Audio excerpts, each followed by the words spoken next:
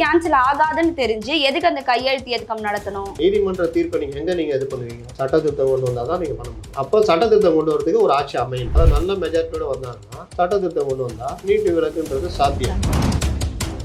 ஏன் ஏடிஎம்கே கவர்மெண்டால ஒன்றும் பண்ண முடியல? சுப்ரீம் கோர்ட்டு ஆர்டர் போட்டாங்க, குறிப்பிட்ட கால அவகாசம் கொடுத்தாச்சு, இதுக்கு மேல கிடையாது, எல்லா ஸ்டேட்டுக்கும் ஒண்ணுதான் அப்படின்னு கொண்டு வந்துட்டாங்க. மாநில வாரியா அவங்களோட விருப்பம் அப்படின்ற மாதிரி கோர்ட்டு சொல்லலாம் இல்லையா? அந்த மாதிரிலாம் சொல்ல மாட்டாங்க. எப்படி சொல்லுவாங்க? ஒரு குறிப்பிட்ட இதுல கோச்சிங் சென்டர்ல டாப் மார்க்ல 720 எல்லாருமே அதிகமான 64 பேர் 65 பேர் வரும்போது எல்லாருக்குமே சந்தேகம் வருது. 2017-18 காலகட்டங்கள்ல கிட்டத்தட்ட 40,000 கோடி ரூபா இந்தியா ஃபுல்லா கோச்சிங் சென்டருடைய வருமானம் அப்படின்னு ஒரு இதுல பார்த்தேன். இன்னைக்கு அது எங்கேயோ போயிருக்கும். சரி, இப்படி வர்ற கோச்சிங் சென்டர்கள் என்ன பண்ணுவாங்க? எல்லா தகுந்த வேலையும் செய்ய ஆரம்பித்தாங்க. அப்படி ஒன்று தான் இந்த மாதிரி நடந்தது. யார் அதிக பணக்காரங்களோ அவங்க மட்டும் மருத்துவ கல்வியை நோக்கி நகர்றது. திறமை இருந்தும் பலரும் நகர முடியல.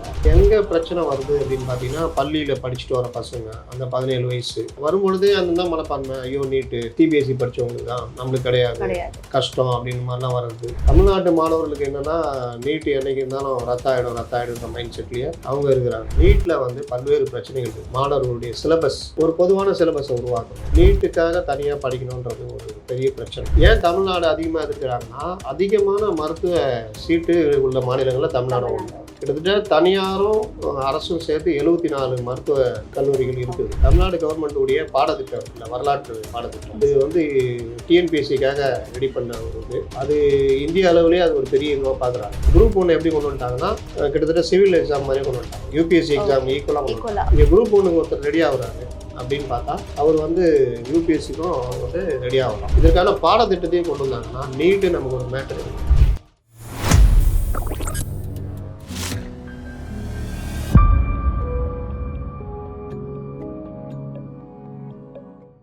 குளோப் 360 நேர்களுக்கு வணக்கம். இன்னைக்கு நம்ம நிகழ்ச்சியில மூத்த பத்திரிகையாளர் திரு அப்துல் முத்தலீஃப் அவர்கள் இணைஞ்சிருக்காரு. வணக்கம் சார். சார், ஆக்சுவலி பார்த்தீங்கன்னா, நம்ம இந்தியா கவர்மெண்ட்டை பொறுத்த வரைக்குமே ஒரு காமனான என்ட்ரன்ஸ் அப்படிங்கிறதா நீட் எக்ஸாம். ஸோ அது ஸ்டார்டிங்கில் காங்கிரஸ் ஆதரிச்சாங்க, அப்புறம் பிஜேபி அதை நடைமுறை கொண்டு வந்தாங்க. இதெல்லாம் நம்ம பார்த்துட்டு தான் இருக்கோம். ஒவ்வொருத்தரும் நீட்டை பற்றி பேசிட்டு தான் இருக்காங்க. பட் இத்தனை வருஷம் நடக்காத இதுதான் ஃபர்ஸ்ட் டைம் நீட்டோட எக்ஸாம் கண்டக்ட் பண்ண போகிறாங்க சார். அப்போ முறைகேடு நடந்திருக்குதுன்றது உறுதிப்படுத்தியிருக்காங்க இல்லையா? இப்போ இந்த 1500 மாணவர்களுக்கு நீட் எக்ஸாம் எக்ஸாம் நடத்தும் போது பின்தங்கி இருக்கிற மாணவர்களுக்கு இதை பாதிக்காதா? கண்டிப்பாக. நீட்டு இப்போ ஒரு என்டிஏ நடத்துது.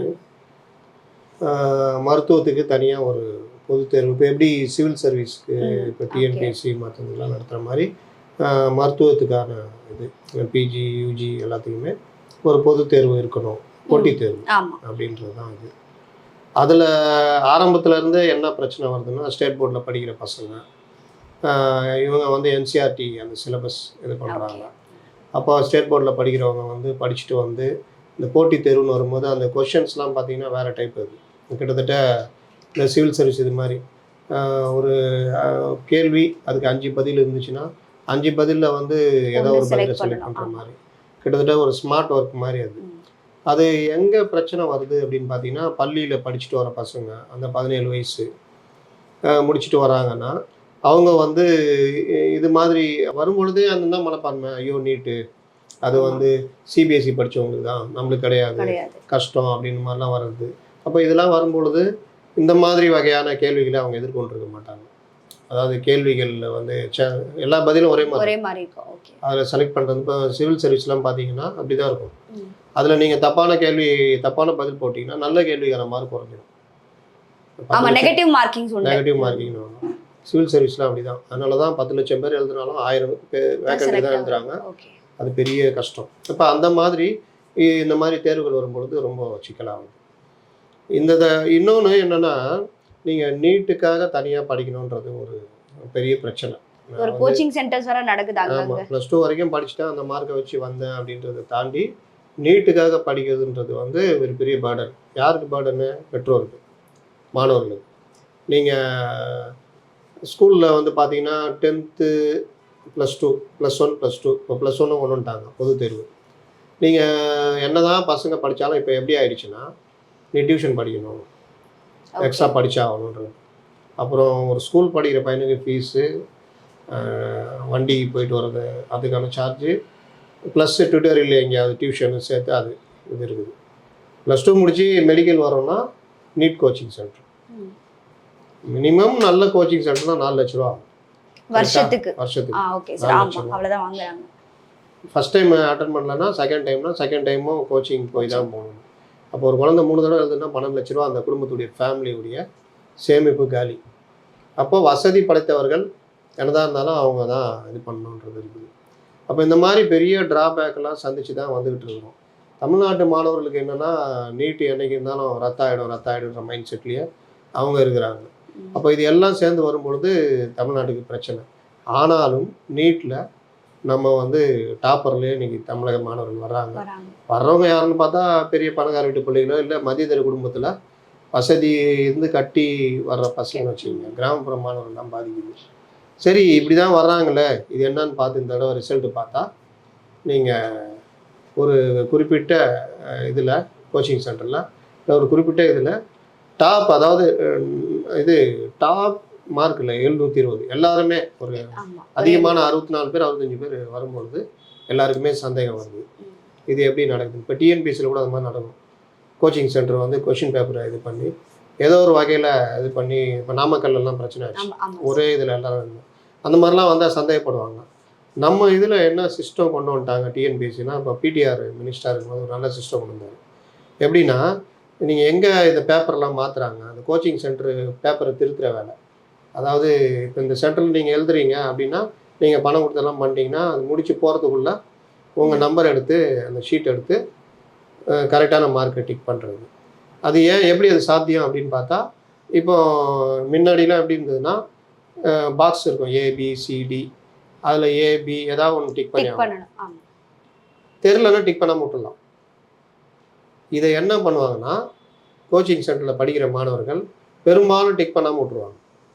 டிக் பண்ணுற வேலை யார் பார்ப்பானா, அந்த கொஷின் பேப்பர் இங்கேருந்து அந்த சென்டருக்கு போகிற அந்த கேப்பில் வண்டியில் ஒரு டீம் ஏறி அந்த அவங்க சம்மந்தப்பட்ட ஆட்களுடைய ஷீட் எடுத்து எந்த கரெக்ட் கொஷினோ அதை டிக் பண்ணுற வேலை நடக்கும். இதை தடுக்கிறதுக்கு தான் பிடிஆர் ஒரு இது கொண்டு வந்தார். எப்படின்னா ABCD ஏதாவது ஒன்று டிக் பண்ணணும். எதுவுமே தெரியலன்னா ஈன்னு ஒரு பாக்ஸ் இருக்கும். ஓகே, அந்த பாக்ஸில் எனக்கு இது எதுக்குமே விட தெரியலன்னா அதை டிக் பண்ணிடணும். ஓகே சார், சொல்ல புரியுதா? அது டிக் பண்ணிட்டா நீங்கள் என்ன தான் துட்டு கொடுத்து பண்ணாலும் யார் வந்து ஏறி நடுவில் பேப்பர் எடுத்து இதுக்கு ஏன்னா நீங்கள் டிக் பண்ண விட்டுருக்கு பீன் பண்ணால் நீங்கள் தான் யாருக்குன்னா தெரியலன்றதை ஈன்னு பண்ணிட்டீங்களே, அப்போ நீங்கள் பீன் பண்ண மாட்டேங்குவீங்க. தெரியுதா? தெரியலன்னு இருக்குது, அந்த கோல்லிக்கான இது முடிஞ்சு போச்சு. ABCD எனக்கு தெரியல, எனக்கு தெரியலன்னு நான் இது பண்ணிட்டேன். அப்போ நீங்கள் புதுசாக ஒரு பதிலை சொல்ல முடியாது. அப்படி லாக் பண்ணார். கைரேகை வச்சு சைன் பண்ணுறதுலாம் கொண்டு வந்தாங்க. அதில் அந்த முறைகேடுகள் டிஎன்பிஎஸ்சியில் தடுத்து நிறுத்தப்பட்டது. ஏன்னா ஒரு 2000 இதுக்கு பார்த்தீங்கன்னா 4 லட்சம் பேர் எழுதுவோம். தகுதி உள்ளவங்க வரணும் அப்படின்றது. சேம் அதே தான் இதில் நீட்டில் வந்து பல்வேறு பிரச்சனைகள் இருக்குது. இதெல்லாம் கலையணும். மாணவர்களுடைய சிலபஸ் ஒரு பொதுவான சிலபஸை உருவாக்கணும். இப்போ அமெரிக்கா இங்கிலாந்துலாம் கல்வி முறைகள் எப்படின்னா, நீங்கள் ஒரு கட்டத்துக்கு மேலே எந்த டைப்பில் படித்து வந்தாலும், இப்போ சிபிஎஸ்சியில் படித்தாலும் ஸ்டேட் போர்டில் படித்தாலும் ஆங்கிலோ இந்தியனுக்கு படித்தாலும் எது படித்தாலும் அந்த மெடிக்கலுக்கான இல்லை ஏதாவது போட்டித் தேர்வுக்கான தேர்வுன்னு வரும்பொழுது எல்லா சிலபஸுக்கும் சேர்த்த மாதிரி ஒரு பொதுவான ஒரு இதை தேர்வு ரெடி பண்ணணுன்றது. இங்கே என்ன பிரச்சனை வருது? ஸ்டேட் போர்டு இங்கே தமிழ்நாட்டில் இருந்து பல ஸ்டேட்டில் வந்து ஸ்டேட் போர்டு எலெக்ஷன் 90%, 60-70% மேலே ஸ்டேட் போர்டில் படிக்கிறாங்க பசங்க. 70க்கு மேலேயே இருக்கும். சிபிஎஸ்சி படிக்கிறவங்கன்னு பார்த்தீங்கன்னா ஒரு குறிப்பிட்ட ஒரு 20% இருக்கும். ஆனால் என்சிஆர்டி அடிப்படையில் தான் சிபிஎஸ்சி இதெல்லாம், அதுலேருந்து தான் உங்களுக்கு இந்த மாதிரி கொஷின்லாம் வருது. இப்போ இவங்க வந்து என்ன பண்ணணும்னா, ஸ்டேட் போர்டில் +2 பாஸ் பண்ணிவிட்டு அவங்க வந்து தனியாக கோச்சிங் சென்டரில் இதுக்கான இது தயாராகும். இங்கே தான் இந்த ஏற்றத்தாழ்வை தான் கலையணுன்றாங்க. தமிழ்நாடு போன்ற மாநிலங்கள் நீட்டு தேர்வே வேணாம், எங்களுக்கு விலக்கு கொடுக்கணும்னு சொல்கிறாங்க. இப்போ இதில் பயன்படுத்திக்கிட்டு யார் ஆதாயம் படுறான்னா, நாங்கள் உங்களுக்கு என்சிஆர்டியில் இது தேர்வில் எப்படி எப்படி வரும், நாங்கள் உங்களுக்கு ட்ரைனிங் தரோன்னு கோச்சிங் சென்டர் இருக்குது. எனக்கு தெரிஞ்சு 2017-18 காலகட்டங்களில் கிட்டத்தட்ட 40,000 கோடி ரூபா இந்தியா ஃபுல்லாக கோச்சிங் சென்டருடைய வருமானம் அப்படின்னு ஒரு இதில் பார்த்தேன். இன்றைக்கி அது எங்கேயோ போயிருக்கும். நீங்கள் 4 லட்சம் நான் சொல்கிறது மினிமம் ஓரளவு. 10 லட்சம் 12 லட்சம் வாங்குறவங்களாம் இருக்காங்க, அதுக்கேற்ற மாதிரி தகுதிக்கு ஏற்ற மாதிரி. அப்போது நீங்கள் பாருங்கள், இது யாருக்கு லாபம்? கோச்சிங் சென்டர் போகும். சரி, இப்படி வர்ற கோச்சிங் சென்டர்கள் என்ன பண்ணுவாங்க? எல்லா தகுந்த வேலையும் செய்ய ஆரம்பிப்பாங்க. கரெக்டாக? அப்படி ஒன்று தான் இந்த மாதிரி நடந்தது. எப்படி இவங்களுக்கான அந்த ஊக்க மதிப்பெண்கள் நாங்கள் போட்டோம், கிரேஸ் மார்க்ஸ் நாங்கள் போட்டோம் அப்படின்னு சொல்லிட்டாங்க. அதை வந்து சுப்ரீம் கோர்ட் வரைக்கும் போகணுன்னா சுப்ரீம் கோர்ட்டு எப்படி நீ இது பண்ணலாம் அப்படின்னு போட்டு மறுதேர்வு அப்படின்னு. சார், கிரேஸ் மார்க்ஸ்லாம் ஒரு மார்க் 2 மார்க் கிரேஸ்ல கொடுப்பாங்க. 70 மார்க் 60 மார்க் கிரேஸ்ல கொடுக்கும் போது அப்போதானே சார் அந்த இடத்துல பேரண்ட்ஸ்க்கு ஒரு டவுட்டே வருது. அது மட்டும் இல்லாமல் குஜராத்தில் ஒரு கோச்சிங் சென்டர்ல நீங்க சொன்ன அதே முறைகேடு நடந்து, குறிப்பா கர்நாடகா, சத்தீஸ்கர், மேகாலயா இந்த மாநிலத்தை சேர்ந்த மாணவர்கள் குஜராத்ல இருக்கிற ஒரு கோச்சிங் சென்டர்ல படிக்கிறாங்க. அவங்க ஏன் அங்கிருந்து இங்க வந்து படிக்கிறாங்க அப்படின்றது தெரியல. பட் அவங்க வந்து அங்க படிச்சு அங்கிருந்து மூலமா அவங்க தேர்வை எழுதும் போது தான் அவங்களுக்கு இந்த முறைகேடு பண்ணியிருக்காங்கன்றது இப்போ உறுதிப்படுத்தப்பட்டிருக்கு. இல்லை, நீட்ன்றது குறிப்பா வட இந்திய மாணவர்களை குறி வச்சுதான் நீட் எக்ஸாமே ஆரம்பிச்சாங்க. ஏன்னா தென்னிந்தியாவை பொறுத்த வரைக்கும் இங்க இருந்து நிறைய டாக்டர்ஸ், இன்ஜினியர்ஸ் ஒரு வருஷத்துக்கு வந்து எவ்வளோ லட்சம் பேர் வெளியில வராங்க. ஸோ சவுத்தை பொறுத்த வரைக்கும் நல்லா படிப்பு அறிவு இருக்கு அந்த மாணவர்களுக்கு. ஸோ நார்த்தையும் சவுத்தையும் ஈக்குவல் பண்ணணுன்றதுக்காக தான் அந்த நீட் ஆரம்பிச்சது. ஆக்சுவலி இது வந்து ஒரு நல்ல திட்டம் தான் அப்படின்னு ஏத்துக்கலாமே. நீட்டு வந்ததுடைய அடிப்படை இது இல்லை. நீட்டு வந்ததுடைய அடிப்படை வந்து மருத்துவ கல்விக்கான அந்த படிக்கிறதுன்றதுக்கு அதுக்கான செலவுகள் அதிகமாகும். அதாவது யார் அதிக பணக்காரங்களோ அவங்க மட்டும் மருத்துவ கல்வியை நோக்கி நகர்றது, திறமை இருந்தும் பலரும் நகர முடியல. இந்த செலவை குறைக்கணும், அதாவது அந்த கல்விக்கான இதுன்றது எல்லாருக்குமே கிடைக்கணும். அப்படி அதுக்கான ஒரு பொது தேர்வு வேணுன்றது தான் பாராளுமன்ற அந்த குழு வந்து அந்த நீட்டுக்காக போட்ட குழு. நீட்டு கிடையாது, பொது தேர்வு ஒன்று நடத்தணும் அப்படின்னு கொண்டு வராங்க. அதுக்கப்புறம் தான் அது நீட்டாக கன்வெர்ட் ஆகும். அப்போ கன்வெர்ட் ஆகும் போது என்ன வருதுன்னா என்சிஆர்டிலேருந்து கொண்டு வருவாங்க. ஆரம்பத்தில் லாங்குவேஜ் ப்ராப்ளம்லாம் வந்தது. வெறுமனே ஹிந்தி இங்கிலீஷ் மட்டும் இருந்தது, மற்ற லாங்குவேஜ் இல்லை அப்படின்றப்போ ஆரம்பத்தில் மகாராஷ்டிரா, ஆந்திரா, தமிழ்நாடு, கேரளா 4 ஸ்டேட்டு கடுமையாக எதிர்த்தாங்க. குஜராத் நினைக்கிறேன் எதிர்த்தாங்க. அதுக்கப்புறம் அவங்க இந்த லாங்குவேஜ் மற்ற அவங்க இதாக வராங்க. ஏன் தமிழ்நாடு அதிகமாக எதிர்க்கிறாங்கன்னா அதிகமான மருத்துவ சீட்டு உள்ள மாநிலங்களில் தமிழ்நாடு ஒன்று. கிட்டத்தட்ட தனியாரும் அரசும் சேர்த்து 74 மருத்துவ கல்லூரிகள் இருக்குது. 2500 ஒரு 5000 சில்லறைக்கிட்ட வரும் சீட்டு இதெல்லாம். இது இல்லாமல் பிஜியில் வந்து நீங்கள் வந்து முன்ன நமக்கு வந்து எப்படி இருந்ததுன்னா 15% என்னமோ தான் தேசிய மத்திய இதுக்கு கொடுப்பாங்க. மீதி 85% மாநில மாணவர்கள் தமிழ்நாடு கவுன்சிலிங் மூலியமாக கொடுக்குறது. இப்போ 50-50 ஆயிடுச்சு. அப்போ நமக்கான இதில் வந்து வெளி மாநில ஆட்கள் வந்து வர்றதுக்கான இங்கேன்னு இல்லை, எல்லா ஸ்டேட்டுக்குமே அந்த மாதிரி இதாகிடுச்சு. நம்ம அதிகமாக வச்சுருக்கோம். நம்ம மகாராஷ்டிரா, இன்னும் ஒரு குறிப்பிட்ட கர்நாடகா, இவங்கெல்லாம் கேரளா, இவங்கெல்லாம் வந்து அதிகமான மெடிக்கல் சீட் அதிகமாக இருக்குது. அப்போ இவங்க எல்லாருக்குமே பாதிக்குது, மகாராஷ்டிராவுக்கு பாதிக்குது அப்படின்றது அது ஒரு பார்ட்டு. ஆனால் இதில் வந்து நம்ம மாணவர்களும் வெளி மாநிலத்தில் போய் படிக்கிறதுக்கான வாய்ப்புகள் இருக்கு. முழுமையாக எங்க பிரச்சனை அப்படின்னு பார்த்தீங்கன்னா, நீங்கள் என்சிஆர்டி பாடத்திட்டத்தை நீங்கள் இப்போ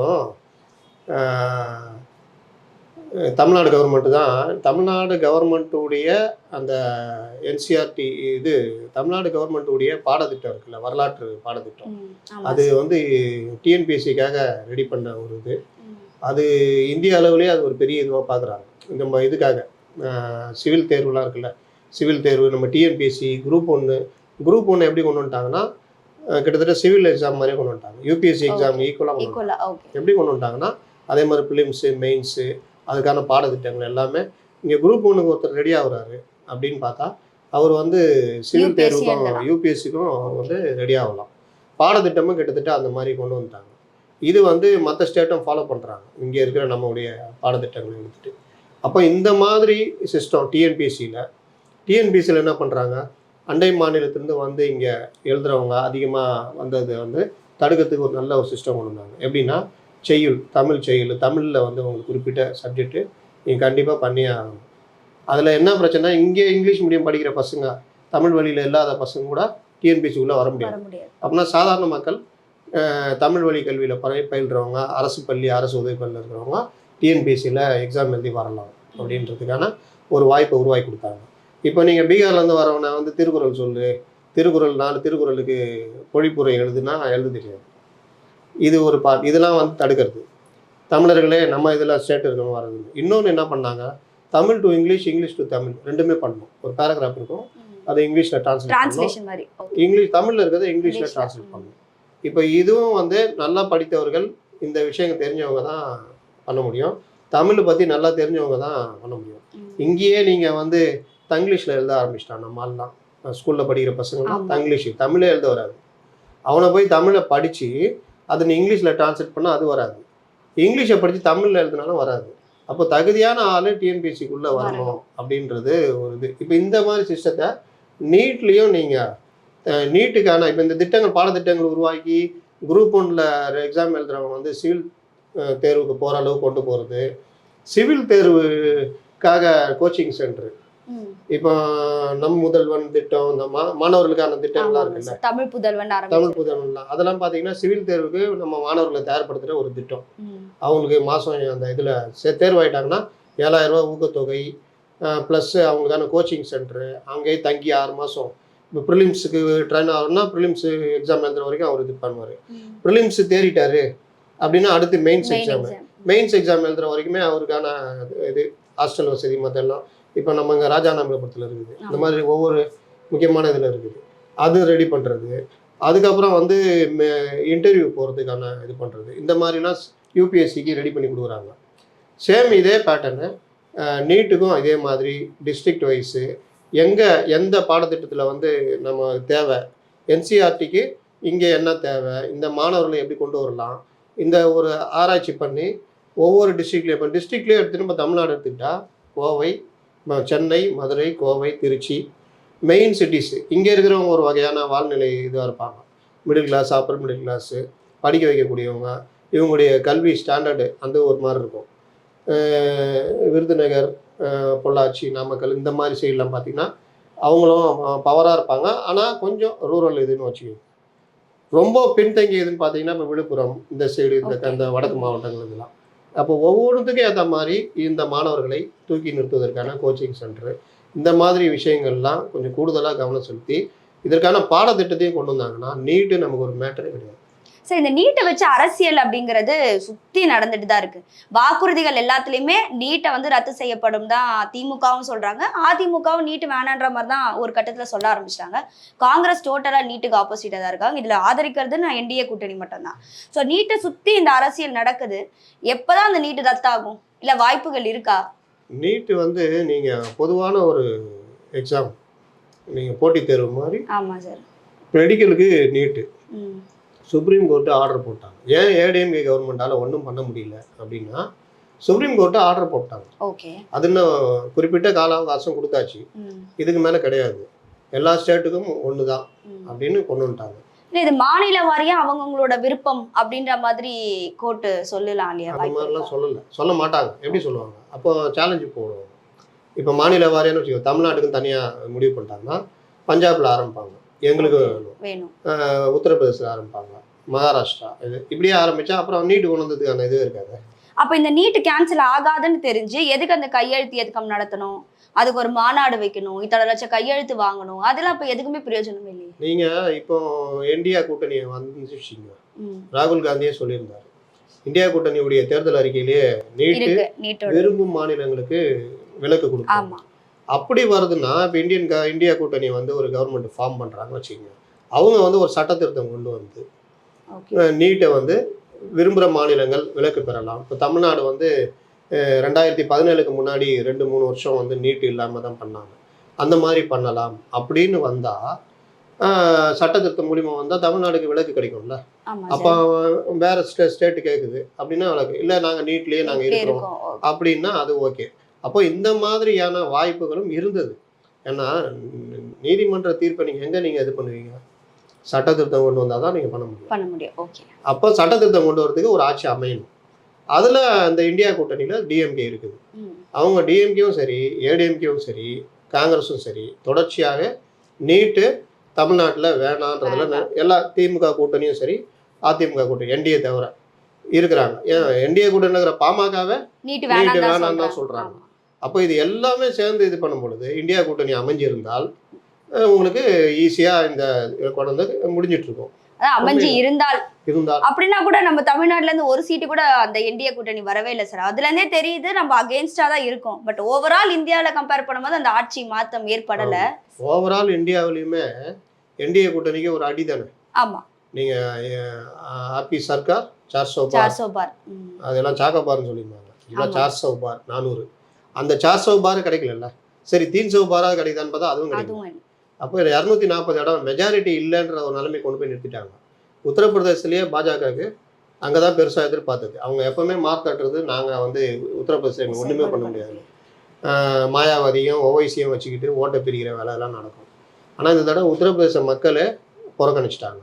அவங்க பெரிதும் எதிர்பார்த்தது ராமர் கோயில் கட்டினா நமக்கு வந்து இதுக்கு ஒரு பெரிய அங்கீகாரம் கிடைக்கும், எப்படி மசூதி இடிச்சப்போ பெருசாக கிடைச்சதோ அந்த மாதிரி கிடைக்கணும். ஆனால் அந்த மக்கள் ராமர் கோயில் கட்டுறதை வந்து ஒரு பக்தியோட இதை தான் பார்த்தாங்க, தவிர அரசியலோட நினைச்சு பார்க்கல. அந்த கிரெடிட்டை வந்து பிஜேபிக்கு தரல. அவங்க இது என்ன வழக்கமான ஒரு இது தானே. அப்போ அவங்க வந்து எப்படி பார்க்குறாங்க, என்னுடைய வாழ்க்கை நிலை இங்கே முன்னேறி இருக்குதா, குடும்ப கஷ்டம் இருக்குதா, வருமானத்துக்கும் வாழ்க்கைக்கும் இது இருக்குதா, அப்போ அந்த வேறுபாடு. அப்போ இந்த கவர்மெண்ட் வந்து இவங்க என்ன 2 தடவை கொடுத்துட்டோம் இவங்களுக்கு பவர், இவங்க வந்து அதை வந்து இது காப்பாற்றிக்க தெரியல அப்படின்றப்போ மாயாவதி போன்றவர்களை புறந்தள்ளுறாங்க. இவங்களுக்கு போடுற ஓட்டு வேஸ்ட்டு, எஸ்பிக்கு போட்டால் அது ஒரு அந்த வேகத்தை தடுத்து நிறுத்தணும் அவங்களுக்கு கொடுக்குறாங்க. அப்போ இந்த மாதிரி இந்தி மாநிலங்களும் இந்த தடவை பாஜகவை கைவிட்டது.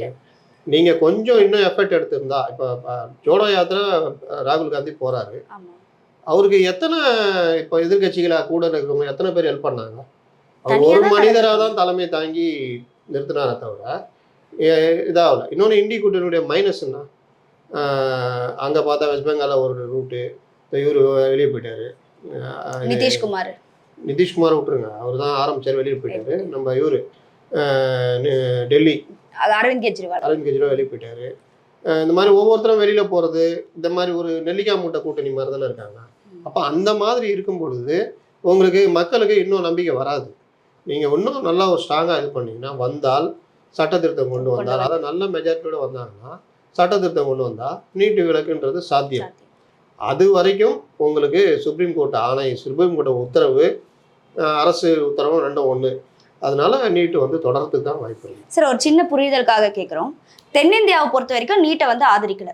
கேரளாவா இருக்கட்டும், கர்நாடகா, ஆந்திரா, தமிழ்நாடு, இந்த 4 மாநிலத்திலுமே ஆதரிக்கல. இப்போ என்டிஏ கூட்டணியோட முக்கிய பங்கு வகிக்கிறவர் சந்திரபாபு நாயுடு.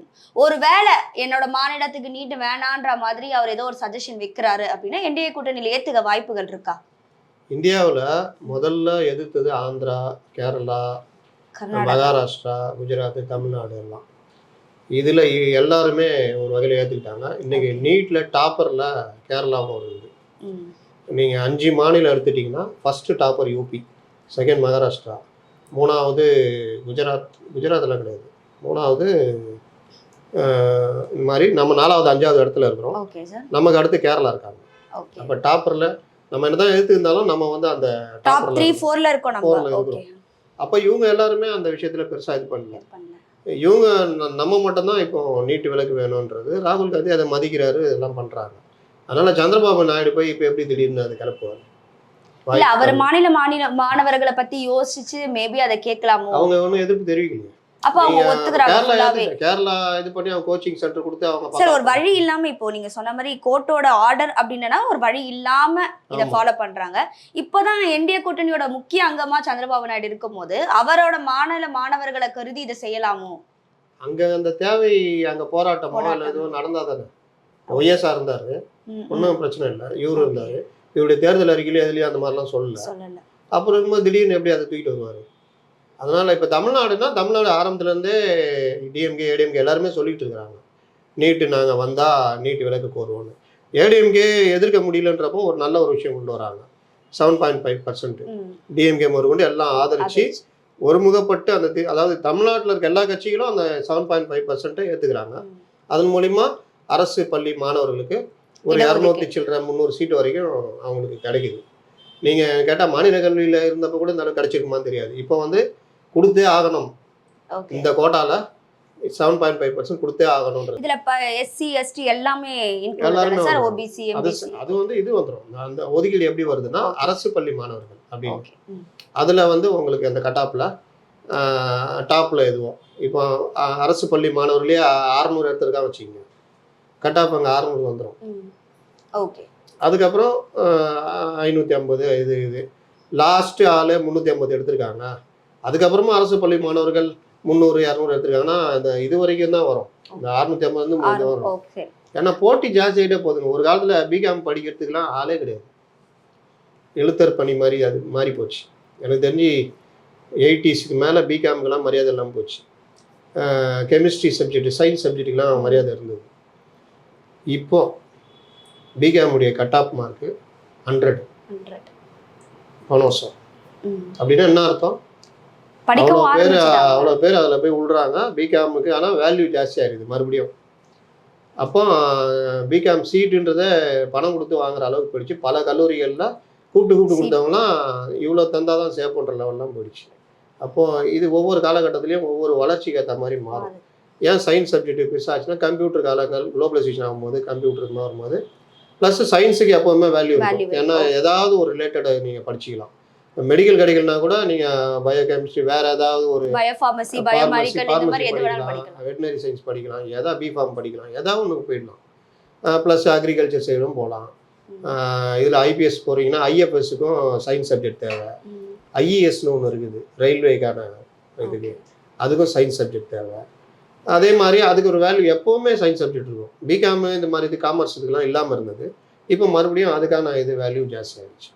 அதனால் நீங்கள் கல்வி முறைன்றது வளர்ச்சி அடைஞ்சிக்கிட்டே வருது. மாணவர்களுடைய அறிவுத்திறனும் கூடிக்கிட்டே வருது. ஒரு காலத்தில் 80 மார்க் எடுத்தால் டாப்பில் இருக்காங்க வச்சுக்கோங்க. அப்போ கட் ஆஃப் வந்து 80 தான் இருக்கும். அது கீழே இருக்கவங்க தான் இது. இன்றைக்கி 100 எடுத்தவங்கள 100 பேர் இருப்பாங்க. அப்போ கட் ஆஃப் 100 தான் நீங்கள் நிர்ணயிக்க முடியும். நீங்கள் 98 99 நிர்ணயிக்க முடியாது.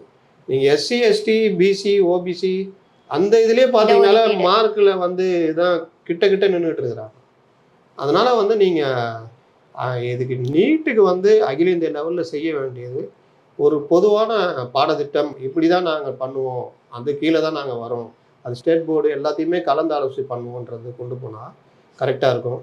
ரெண்டாவது இந்த கோச்சிங் சென்டரை வகைப்படுத்துகிற வேலையை பண்ணணும்.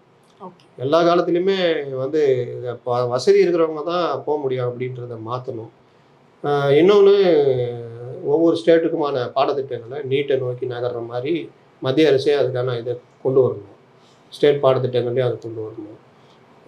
4வது வந்து இந்த இந்த இப்போ நம்மளுக்கு பெரிய தகராறு நடந்துட்டு பாருங்க, பிஜி கோர்ஸ்லாம் நம்மள்ட்ட வந்து பிடுங்குறது, இதெல்லாம் இல்லாமல் இருக்கணும். இது எல்லாம் பண்ணால் வந்து நீட்டு உங்களுக்கு இது இருக்கும். இல்லை அது வரைக்குமே உங்களுக்கு இந்த நீட்டு பிரச்சனை ஓடிட்டாங்க. அதை சுருக்கமாக சொல்லணும்னா நீட்டில் அரசியல் இல்லை, அரசியல் கலக்காம வெறும் படிப்பு மாணவர்களோட வாழ்க்கைன்னு மட்டும் இருந்தால் அந்த நீட் வந்து மாணவர்கள் நல்லா இருக்கிறது, பணக்கார மாணவர்கள் இது பண்ணுறது அப்படிலாம் இல்லாமல் இந்தியாவில் வந்து நல்லா, அதாவது ஒருத்தர் சொன்னார், நல்லா சொன்னார், மற்ற படிப்பு கூட உங்களுக்கு பிரச்சனை இல்லை. ஒரு சிவில் இன்ஜினியரு ஏதோ ஒரு ஏமாதி வந்துட்டானா கூட அதிகபட்சமாக எங்கேயாவது அவன் போய் வேலை செய்வான். அவன் கட்டடம் கட்டுறதுக்கு வரதுக்குள்ளே அவன் திறமை வச்சு தான் அவன் டாப் பொசிஷன் வர முடியும். இல்லாட்டி யாருக்கு கீழே தான் வேலை செய்யணும். அங்கே அவனுடைய திறமை வந்து இங்கேயே ஒன்றும் இல்லாமல் போனான்னா அங்கே ஓரம் கட்டப்படுவான். நல்லா படிக்கிறவன் அங்கே டிசைன் பண்ணுறதான் மற்ற விஷயம் வருவான். ஆனால் ஒரு மருத்துவ மாணவர்ன்றது பார்த்தீங்கன்னா நீட்டில் இன்னொரு ஒரு மைனஸ் என்னென்னா, நீங்கள் ஸ்டேட் போர்டில் படிக்கிறவங்க நல்ல மார்க் எடுத்து இது பண்ணுறவங்க வந்து அந்த இதில் வரலாம். நீட்டில் நீங்கள் 120 மார்க் எடுத்தால் கூட முற்படுத்தப்பட்ட வகுப்பு ஏதாவது வருதுன்னா பணம் இருந்தால் நீங்கள் போயிடலாம். இல்லாதவங்களும் பணம் இருந்தால் நீங்கள் இந்த கம்மியான இப்போ கட் ஆஃப் எவ்வளோ வந்திருக்கு, 300 சில்லறையா என்னமோ வந்திருக்கு. Low highest 720. அப்போ இந்த இதில் வந்து கம்மியான இதுக்கு கீழே இருக்கிறவன் வந்து எங்கேயாவது இதில் நல்லா திட்டு கொடுத்து போய் சேர்ந்துக்கலாம். அப்போ அவனுக்கு என்ன கிடைக்கும், சரியான அவன் கல்வி அவன் என்ன தெரிஞ்சுக்குவான். அங்கே போயிட்டு ஒரு மருத்துவர் ஆகணும்னா நல்லா படிச்சிருந்தா அவனுக்கு அதை எடுத்துக்க முடியும், சொல்லிக் கொடுக்குறது எடுத்துக்க முடியும், நல்லா டாக்டராக வருவான். இல்லாட்டி அறகுறை டாக்டராக வருவான். அவனும் டாக்டர் பட்டம் வாங்கிடுவான் எப்படியாவது. ஏன்னா பணம் இருந்தால் நீங்கள் எந்த வகையிலனாலும் வந்துடலாம், டாக்டர் ஆகிடுவான். அதே பணத்தை வச்சு ஒரு நல்ல இதில் பெரிய ஒரு நிறுவனத்தில் போய் சேர்ந்துருவான், இல்லாட்டி ஹாஸ்பிட்டலில் கட்டிக்குவான். அவனுக்கு கீழே ஒரு 10 திறமையான டாக்டரை வச்சுக்கிட்டு இவர் மேலே இருந்துருவார். இதுதான் இன்னைக்கு நடக்குது. அது இல்லாமல் எல்லாருக்கும் கிடைக்கணும், திறமையானவர்கள் வரணும் அப்படின்னா அதுக்கு ஏற்ற பாடத்திட்டம் முறைப்படுத்தப்படணும். இப்போ இந்த நீட் ரீ எக்ஸாம் கூட அந்த 1500 மாணவர்களுக்காக இருந்தாலுமே இதை ஒரு ஸ்டார்டிங் பாயிண்டா வச்சுட்டு இந்த நீட்டை கொஞ்சம் முறைப்படுத்தினா கூட என்ன சொல்றாங்க, அந்த 1500 ரீ எக்ஸாம் அப்படின்றது இல்லாம இதை ஏன் தப்பு எங்க நடந்ததுன்னு ஏன் இன்னும் உரிய முறையில் ஆராயல. அதுக்கு தப்பு நடந்தவரே தப்பை கண்டுபிடிக்கிறதுக்கு அவர் தலைமையிலேயே இது போடுறாங்க. என்டிஏ இது வந்து அவருடைய தலைமையிலேயே போடுறாங்க. அப்போ வந்து நான் தான் தப்பு பண்ணியிருக்கேன், அப்போ நானே என் தலைமையிலே போட்டு இது பண்ணால் எப்படி நியாயம் கிடைக்குன்ற கேள்விலாம் கேள்வி எழுது. இருக்கு.